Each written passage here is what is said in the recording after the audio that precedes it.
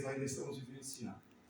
Um dos marcos importantes para a cidade de São Paulo é 1828, quando se instalam os cursos de Direito, tanto em São Paulo quanto em Olinda.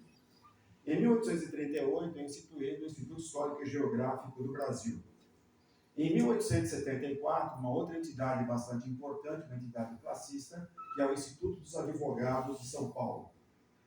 Em 1887, talvez nós não nos lembremos muito, mas é extremamente importante para aquilo que vai eclodir nos anos seguintes, que é em 1887 o movimento separatista paulista. Aí tem um certo, porque vinha um movimento crescente da locomotiva paulista que mais oferecia do que recebia. Começa aí o cerne dessa questão. Vem 1889, a proclamação da República, e 1891, a Constituição. Já foi tratada aqui, mas uma das questões que, para mim, chama muita atenção como engenheiro e educador, é a parte educacional dessa Constituição. Na verdade, é uma Constituição em que, a partir daí, até o fechamento da Primeira República, nós temos mais do que 5 reformas educacionais no Brasil.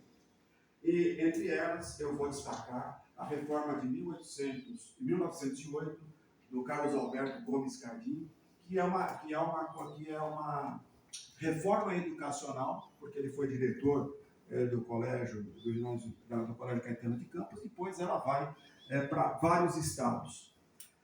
Em 1894, que é uma data bastante interessante para a cidade, tem o surgimento da primeira aula da Escola Politécnica, porque a legislação é de 1893, a instalação do ginásio do Estado de São Paulo, o Instituto Histórico e Geográfico de São Paulo, em 1º de novembro, a Associação Comercial, em 7 de dezembro de 1994.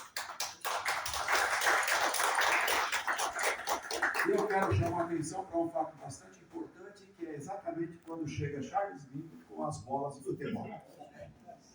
Em 85, nós temos o surgimento da Sociedade de Cirurgia, de Medicina e Cirurgia de São Paulo, liderada pelo Luiz Pereira Barreto, no comecinho do ano.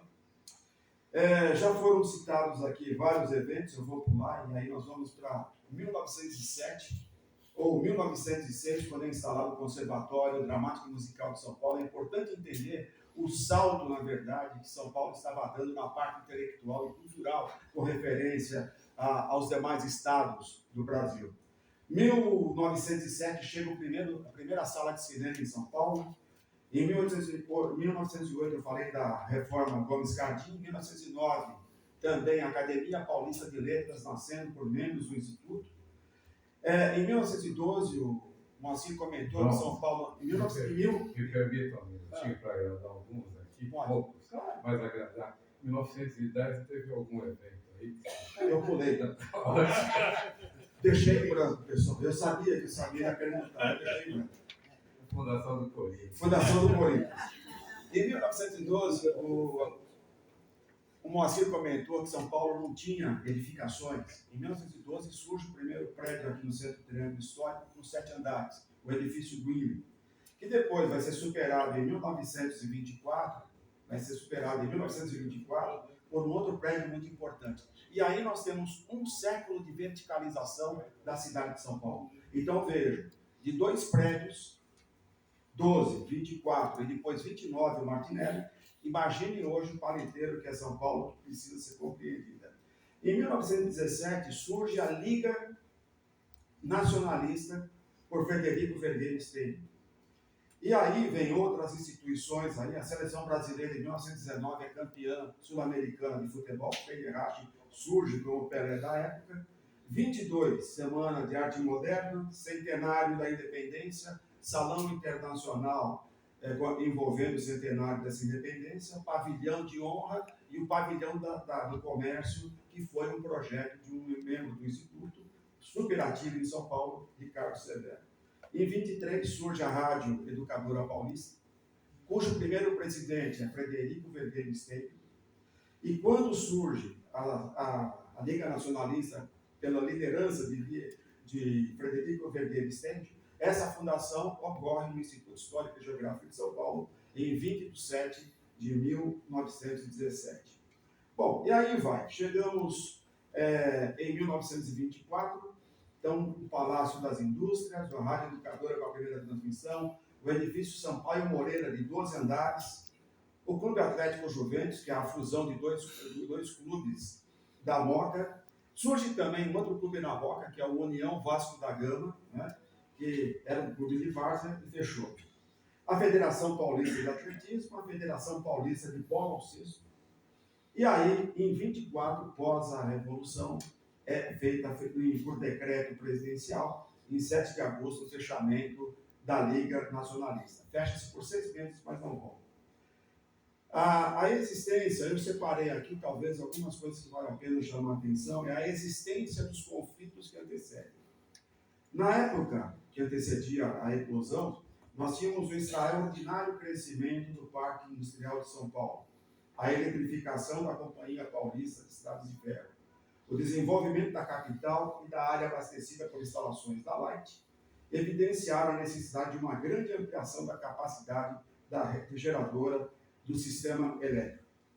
Haviam, na verdade, também argumentos crescentes de que os intelectuais paulistas assumiram a vanguarda da reforma do ensino público no início dos primeiros anos da Primeira República. O movimento separatista de 1887 com pressupostos que estavam fundamentados já na questão que vinha mais à frente, que contribuíam para que nós tivéssemos um São Paulo mais à frente de toda a situação. Várias instituições tinham como objetivo o combate à pobreza, ao analfabetismo, visando que ocorresse o progresso social, econômico, político, educacional e cultural, com a criação de escolas notadamente voltadas para os mais necessitados. No âmbito do mercado de trabalho, é importante nós entendermos que houve, na verdade, também uma grande variação.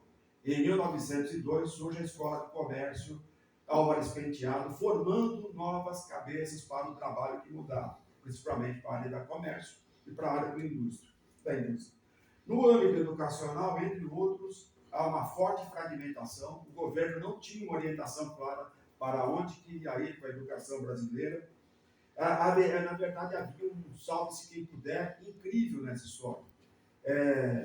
Eu citei aqui o Carlos Gomes Cardim, ele foi a vários estados implantar o sistema paulista, e quando se instala o sistema paulista, ele eclode. Então vejam que, na verdade, existia um olhar bastante complicado para a atuação paulista na sua referencialidade.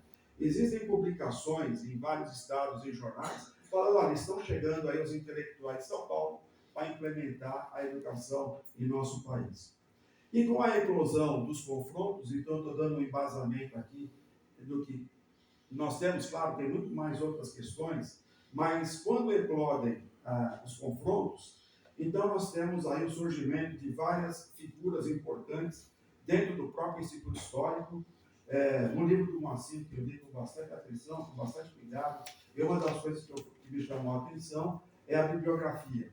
Da bibliografia do Moacir, que ele utilizou no livro, nós temos uns 10, 12 membros do Instituto Histórico e Geográfico que fizeram as suas memórias, criaram os seus livros e puderam contribuir para que nós pudéssemos chegar a compreender esse momento que nós completamos 100 anos.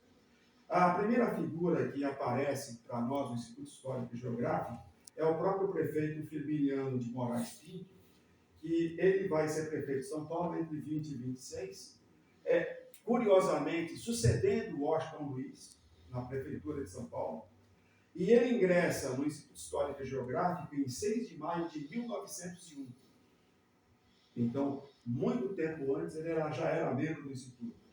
E, curiosamente, ele depois foi, vamos dizer assim, após o encerramento das hostilidades, ele foi tido como um apreciador do movimento, e um outro membro do Instituto Histórico e Geográfico que o defendeu foi o advogado Francisco Morato, que também era membro do Instituto.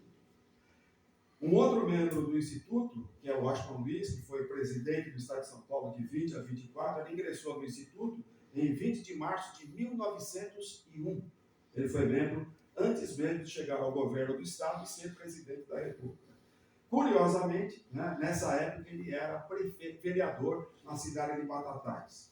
E ele participou da Comissão de História do Instituto Histórico e Geográfico em 1907. E, ao deixar o governo, né, de São Paulo, em apoio ao sucessor Carlos de Campos, ele, na verdade, se alistou junto aos legalistas para combater São Paulo. Né? Um outro membro do Instituto, que também participou das questões muito pouco citado, é o coronel Pedro Dias de Campos. Ele ingressou no Instituto em 5 de setembro de 1909. Ocupou várias funções, secretário, vários cargos da diretoria, teve uma intensa atuação, e ele atuou junto às forças legalistas e recebeu, dentro do Instituto, estão nas revistas, nas atas, ele recebeu vários elogios por ele ter participado do lado legalista. Então, da mesma forma que aconteceu, talvez, junto à Força Pública de São Paulo, que tinham membros legalistas e membros revoltosos no Instituto também. Aí nós chegamos na figura, talvez, máxima do Instituto, dessa situação toda, junto com José Carlos Macedo Soares, que é Dom Duarte Leopoldo. Né? Ele ingressou como membro do Instituto Histórico em 14 de março de 1904. Nessa época, ele era pároco da igreja de Santa Ifigênia. Aí vaga um cargo em Curitiba, e ele vai, então, ser bispo em Curitiba. E depois ele retorna a São Paulo como bispo de São Paulo, e depois como primeiro arcebispo. E aí, então, eu peguei e comentei com o Moacir que eu iria ler uma frase do Dom Duarte Leopoldo, que é muito similar a de Firmiano Moraes. E o meu clero, aspas aí, o meu clero e as minhas irmãs de caridade serão os últimos a partir, e só o farão quando na cidade não mais houver ninguém carecendo de seus serviços. Após o último padre e a última religiosa, quando a cidade for um completo deserto, ou um montão de ruínas, ou onde só vagueie a sombra dos mortos, então, só então, ao bispo também é lícito partir. Antes, não. Permanecerei no meu posto, cumprindo os meus deveres de arcebispo de São Paulo. E em 23 de julho de 24, ele foi orientado, nos dias antes, a se afastar, a se ausentar. E ele, então, com medo de ser preso, porque a proposta dele é que ele fosse ao encontro dos legalistas para tentar a paz, e ele, então, é orientado a desenvolver uma atividade de cuidado, porque ele poderia ser preso. E aí, então, ele escreve uma carta em 23 de julho de 1924, com os seguintes dizeres. Um trecho. Tendo de ausentar-nos em serviço público e religioso, nomeamos o Monsenhor Xandre Pereira Barros e o reverendo Arcipreste Martins Ladeira, governadores da arquidiocese. Qual era o cuidado dele? Que ele fosse preso nesse período, que ele fosse preso. Só que aí, com quem que ele vai? Ele vai junto com o Firmiano, ele vai com o Firmiano Pinto, num automóvel, com bandeira branca, solicitar que fossem cessadas as hostilidades. E no final da tarde, ele retorna, e essa carta não precisou entrar em feito de execução e não foi substituído. Talvez um dos poucos que não foi processado. E aí eu resgato um trecho final de um pronunciamento do Dom Duarte Leopoldo, em 32, que cabe muito bem para esse momento. Ele escreve em 32, quando tudo já estava a contento. São Paulo não quis, São Paulo não quer a guerra pela guerra. Bandeirante tornou-se palavra quase de escárnio, ocasião de mofas e de chufas, que calavam fundo no cerne da velha Piratininga. Fez bem ou fez mal? Não nos cabe decidir. Registramos apenas um fato. São Paulo, entretanto, quer a paz. Mas a paz garantida pela Constituição. São Paulo quer a paz, mas a paz que lhe venha definitivamente consolidada no gozo de sua dignidade. E aí eu fecho com uma frase da primeira revista do Instituto Histórico e Geográfico, no dito, convocando os leitores. A história de São Paulo é a própria história do Brasil. Obrigado.